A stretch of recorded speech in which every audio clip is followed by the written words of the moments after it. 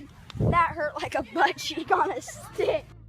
An analogy is a comparison between two things, typically for the purpose of explanation or clarification, as defined by the Oxford Dictionary. Now, I'm sure you guys have heard of countless analogies in your life, like he's cool as a cucumber, or like, what? You never heard of a booster board? You must live under a rock. But I'm sure you guys heard of a ton of analogies growing up. Sometimes people are really good at giving analogies, and sometimes people just suck ass at giving analogies. Fellas, don't you hate it when you're watching porn and like just as you're about to come, they like cut to a close-up of like the guy's face instead of to the other guy's face? Jesus. This example I showed is from Burnham.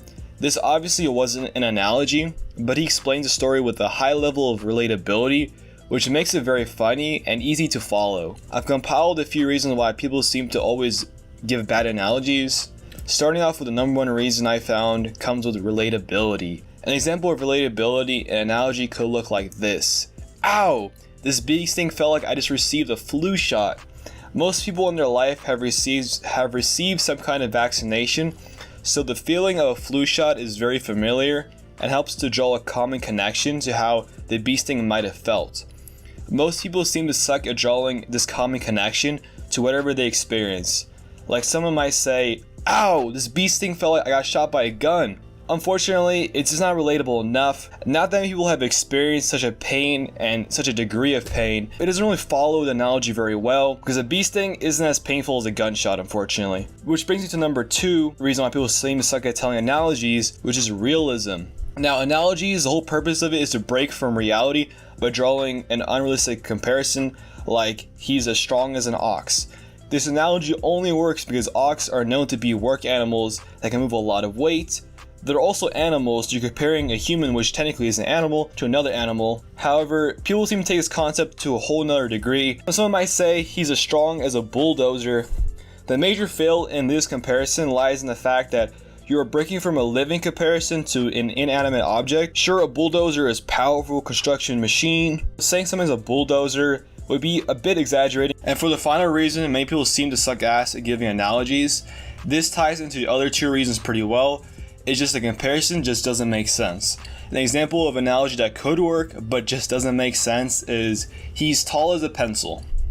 Now you could try to make sense out of this analogy, however I made it so you really couldn't, because pencils are, for one, not known to be tall, and for two, they're very slim objects, so something like he's slim as a pencil would be much better.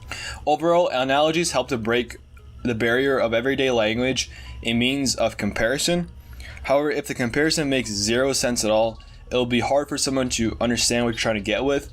An analogy like apples to oranges, for the first time you heard this, you might have been confused, but with some context, it makes a lot more sense. Like, they're both fruits, they're both round, however, they're completely different in color, texture, and taste.